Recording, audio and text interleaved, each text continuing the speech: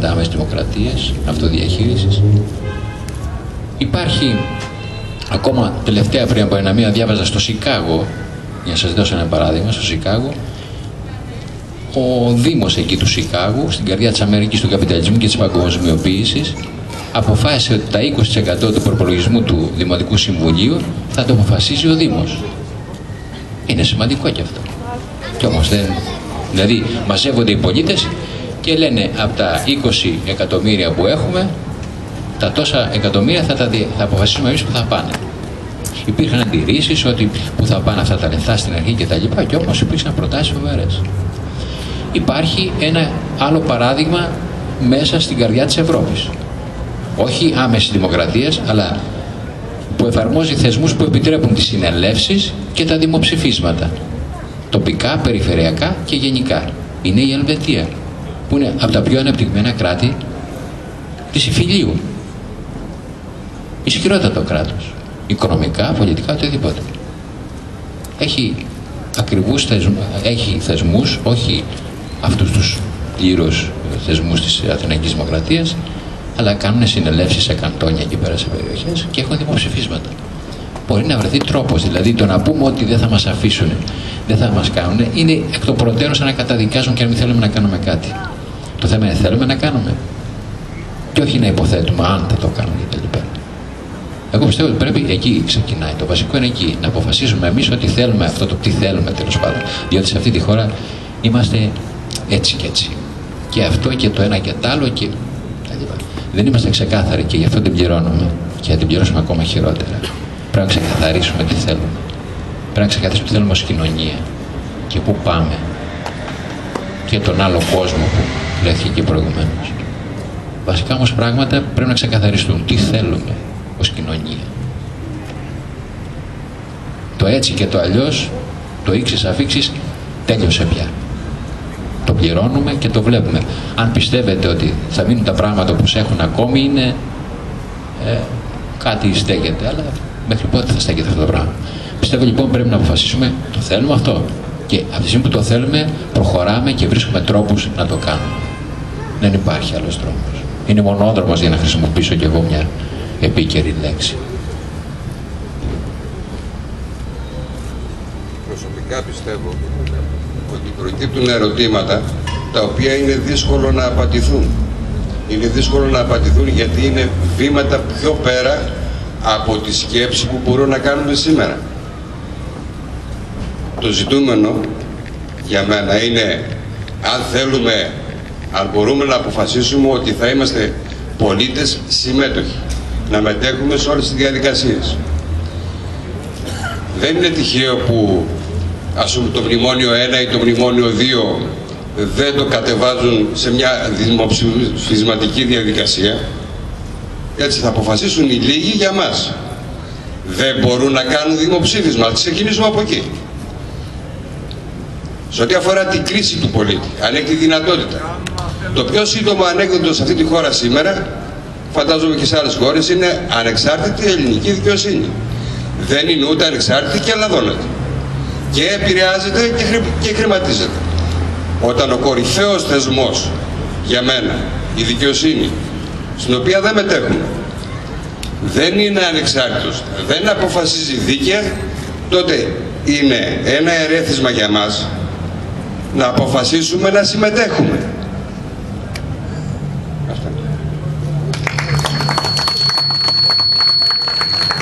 Συμφωνώ οπωσδήποτε, ναι, είναι σημαντικό. Η δικαστική εξουσία, όπως είπα, είναι και αυτή μέσα στο θεσμικό πλέγμα της εξουσίας.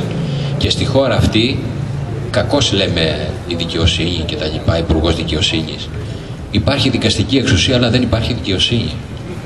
Δεν έχει αποδοθεί δικαιοσύνη σε τίποτε, τουλάχιστον όσον αφορά τα μεγάλα ζητήματα. Εδώ η χώρα έχει φτάσει στην καταστροφή. Εδώ η χώρα, ξέρουμε ότι όλοι έχουν πάρει λεφτά, έχουν κλέψει, τα σκάνδαλα μας έχουν διαλύσει τόσα χρόνια και κανείς δεν έχει πληρώσει. Ποια δικαιοσύνη? Υπάρχει δικαστική εξουσία, αλλά δικαιοσύνη δεν υπάρχει. Ναι, συμφωνώ απολύτως. Πρέπει να γίνει αναδιάρθρωση της δικαστικής εξουσίας με συμμετοχή των ανθρώπων. Γι' αυτό ο Αριστοτέλης που σας είπα επιμένει σε αυτό. πρέπει ο πολίτης να συμμετέχει στη δικαστική εξουσία. Διότι εκεί είναι το νευραλγικό σημείο του ελέγχου της εξουσίας. Και χωρίς έλεγχο της εξουσίας, ξέρει πολύ καλά ο Αριστοτέλης και η Δημοκρατική, ότι δεν υφίσταται πολιτεία σοβαρή. Αυτό είναι το σημαντικό. Εγώ θεωρώ ότι το να μπορέσουμε σαν κοινωνία να ξεκαθαρίσουμε τι θέλουμε αυτή την περίοδο που είμαστε στις πλατείες, ποιος είναι ο στόχος μας, τι θέλουμε, πιστεύω ότι το μόνο που μπορεί να μας ενώσει είναι ότι τα θέλουμε όλα. Τα θέλουμε όλα και τα θέλουμε τώρα.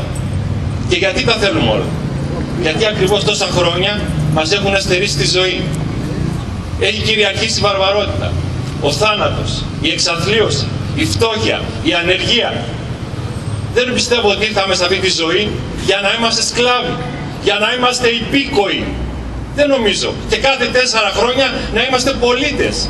Και όλο το άλλο διάστημα είμαστε σκλάβοι που δουλεύουμε.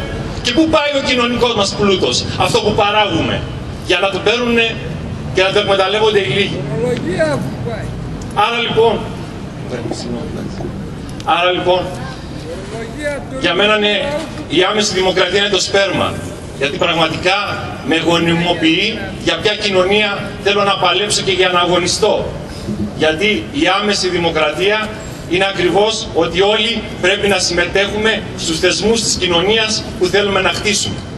Γιατί μέχρι τώρα, από ό,τι είδαμε ο λαός να βγαίνει στο προσκήνιο όπως έγινε στην Αθηναϊκή Δημοκρατία και για περίπου 2 αιώνες να διεκδικεί τα δικαιώματά του. Αυτό ήταν το σημαντικό στην Αθηναϊκή Δημοκρατία. Δηλαδή, το να φτάσει ο Σόλωνας να θεσμοθετήσει τη συσάχθεια ήταν γιατί υπήρχε ένα κίνημα αγροτών που έλεγε, ας πούμε, ότι μέσα από τα δάνεια και τα χρέη και τα λοιπά δεν μπορούσε να ζήσει. Άρα λοιπόν πίεσε την εξουσία για να μπορέσει να υπάρξει παραγραφή των χρεών. Κάτι που ζούμε και εμείς τώρα. Και εμείς πρέπει, κατά τη γνώμη μου, να πιέσει η κοινωνία να διαγραφούν τα χρέη. Δεν υπάρχει άλλος τρόπος. Συσάχθεια το λέγαμε. Πολύ σωστά. Άρα λοιπόν το ζήτημα του χρέους, όπως το είδαν οι αρχαίοι Έλληνες, μπορούμε να το δούμε και εμείς σήμερα οι νεοέλληνες. Είναι απλά το θέμα. Για μένα το ζήτημα είναι το εξής. Πώς θα πραγματώσουμε την άμεση δημοκρατία. Γιατί πιστεύω ότι πρέπει να γίνει εξέγερση και επανάσταση.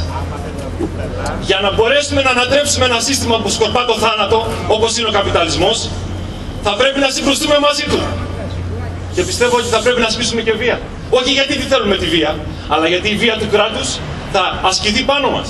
Και την είδαμε στο Σύνταγμα πριν λίγες μέρες, στις 15.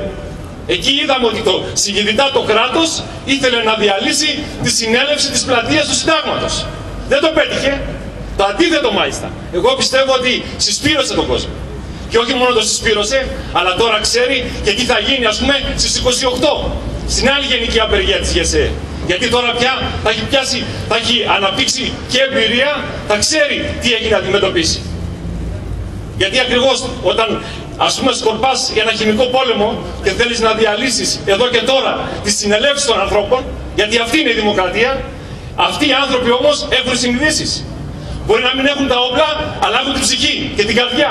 Και την επόμενη φορά θα κάτσουν να αναμετεθούν μαζί τους. Όπως λέει και η Κατερίνα Γόου, και την επόμενη φορά λέει, μην την κομπανείς, ας πούμε, μην εδώ πέρα. Και να σας πω και κάτι. Εμένα μου άρεσε το Σύνταγμα που είδα ανθρώπους οι οποίοι συγκρούστηκαν με τα ΜΑΤ χέρι με χέρι. Δεν πέταξα Μολότοφ, αλλά όταν ερχόταν ένα από τον άλλο με την καρέκλα, ας πούμε, να την κρατάει και να είναι έτοιμος. Δεν σηκώθηκαν να φύγει. Δεν το βάλε στα πόδια. Και μετά σιγά σιγά ξαναγύρισε στην πλατεία. Άρα τι σημαίνει αυτό? Σημαίνει ότι ένας κόσμος με το ένστικτο της ελευθερίας που λέει και ο Μπακούνι κατέβηκε στις πλατείες για να μείνει. Και κατέβηκε για να μείνει γιατί ακριβώς αυτή η παγκοσμιοποίηση τον είχε βάλει όλα αυτά τα χρόνια στη γωνία. Και λέει, δεν πάει άλλο η ζωή μου. Δεν πάει άλλο η ζωή μου. Τελείωσε. Και για να γυρίσουμε λίγο στην ιστορία, όπως είπατε προηγουμένως, 3 πράγματα πήγαν στη Γαλλική Επανάσταση. Ισότης, ελευθερία, αδελφότης, αλληλεγγύη. Πιστεύω ότι αυτά τα 3 συνθήματα πρέπει και σήμερα να μας ενώσουν. Αυτά τα 3 συστήματα. Και πιστεύω ακόμα ότι για μένα η άμεση δημοκρατία θα πρέπει να μην είναι μόνο στην πολιτική. Να πάει και στην οικονομία. Γιατί το ζήτημα εδώ πέρα είναι ότι δεν θα αφήσουν οι εργοστασιάρχες, οι εργοδότες, τα εργοστάσια τους έτσι. Θα πρέπει να τα καταλάβουμε. Θα πρέπει να γίνει κατάληψη των εργοστασίων για να υπάρξει και η άμεση δημοκρατία στην οικονομία. Για να καταργήσουμε την αγορά. Και να δημιουργήσουμε ένα σύστημα που δεν θα έχει το κέρδος και το εμπόρευμα. Αλλά θα είναι στη χρήση του ανθρώπου. Μια οικονομία που θα είναι στην υπηρεσία του ανθρώπου. Θα πρέπει για μένα η άμεση δημοκρατία να πάει στις ανθρώπινες σχέσεις. Να καταργήσει την πατριαρχία, τη σχέση των δύο φύλων. Να μπορούμε να είμαστε όλοι ισότιμοι και ίσοι και διαφορετικοί. Να απελευθερώσει τη σεξουαλικότητα. Και εδώ πρέπει να υπάρξει άμεση δημοκρατία. Σε όλα τα επίπεδα λοιπόν της κοινωνίας, για μένα, και αυτό είναι το στίχημα, το αν θα το πετύχουμε ή όχι, το πώς θα μπορέσουμε στην καθημερινότητά μας να εφαρμόσουμε την άμεση δημοκρατία. Σας ευχαριστώ.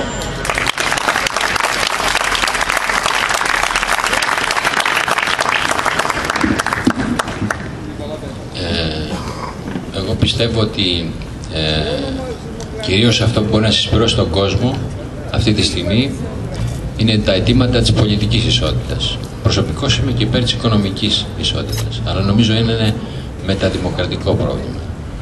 Πρέπει δηλαδή να πιστεί η κοινωνία τι σημαίνει οικονομική ισότητα και να μην έχουμε εφαρμογή αυτής της οικονομικής ισότητας από μια μειοψηφία. Πιστεύω ότι η δημοκρατία είναι μέσα από συλλογικά, πλειοψηφικά κινήματα της κοινωνίας και όχι επειδή εγώ το θέλω. Γιατί θέλω να πω, σε μια δημοκρατική κοινωνία που θα έχω μια συνέλευση, εγώ θα προτείνω το αίτημά μου για οικονομική ισότητα. Αν το αποδεχθεί, αν πείσω την κοινωνία, έχει καλώς να βγει πλειοψηφία, αλλά θα ξέρει η κοινωνία τι γίνεται πια. Τι γίνεται με την οικονομική ισότητα. Σήμερα δεν ξέρουμε. Έτσι. Εγώ και εσύ μπορεί να είμαστε υπέρ της οικονομικής ισότητας, αλλά δεν νομίζω η κοινωνία να είναι.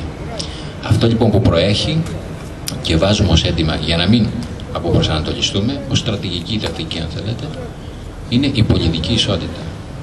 Θέλουμε λοιπόν την άμεση δημοκρατία κυρίως αυτό και από εκεί και πέρα μπαίνουν τα υπόλοιπα ζητήματα. Από εκεί και πέρα μπαίνουν, δηλαδή όλα μαζί δεν μπορούμε να τα έχουμε. Πιστεύω ότι δεν μπορούμε να έχουμε ευθύς εξ αρχής αυτό που θέλουμε ο καθένας τουλάχιστον. Έτσι. Και ξέρουμε ότι αυτά τα ζητήματα και στην Αθηναϊκή Δημοκρατία ήρθαν βαθμιαία, δηλαδή αποκτούσε ένα στάδιο ορίμανσης και εμπειρίας και μετά πήγαινε στα επόμενα. Με το σόλο να γίνανε ορισμένες σημαντικότατες μεταρρυθμίσεις. Η συσάχθεια που είπατε, η συμμετοχή των ανθρώπων, των κατωτέρων στρωμάτων στη δικαστική εξουσία είναι σημαντικότατο. Αλλά με το σόλο να έχουμε αλλαγή από το αριστοκρατικό καθεστώς στο δημοκρατικό. Δεν έχουμε ακόμα δημοκρατία. Η δημοκρατία αρχίζει με το Κιτσάνι το 508, που έχουμε εκπληκτικότατες αλλαγές, πολιτιακή πάλι αλλαγή, από την ολιγαρχία, από το δημοκρατικό καθεστώς του Σόλωνα, στις απαρχές της δημοκρατίας. Μετά με το Θεμιστοκλή άλλες αλλαγές. Μετά με τον Εφιάλτη ριζικότατες αλλαγές μέσα στην εκκλησία του Δήμου. Τα αποφασίζει ο Δήμος. Είναι όριμος πια και τα αποφασίζει. Και λέει θέλουμε να πάρουν τις εξουσίες από τον Άριο Πάγο, που ήταν το άντρο, όπως είπα, της ολιγαρχίας και της αριστοκρατίας. Μετά με τον Περικλή, καινούρια μέτρα. Και πάει λέγοντας. Δηλαδή, αν πούμε ξαφνικά ότι όλα τα μέτρα έτσι που θέλουμε και έχουμε υπόψη μας γίνονται, δεν ξέρω, μακάρι να γίνονται, αλλά πιστεύω ότι δεν γίνονται έτσι από μια στην άλλη. Με λίγα λόγια, συμφωνώ ότι βεβαίως σήμερα η ισότητα μπαίνει και ως οικονομική και οτιδήποτε άλλο, αλλά πρέπει να γίνει με μια ενημέρωση της κοινωνίας πάντα. Έτσι, και αυτό κάνουμε εδώ πέρα, να ενημερώσουμε για να πιστεί η κοινωνία τι είναι αυτό το πράγμα, γιατί μπορεί, ακούει ισότητα και φοβάται. Υπάρχουν πολλές έτσι, αναστολές και τέτοια πράγματα. Έτσι.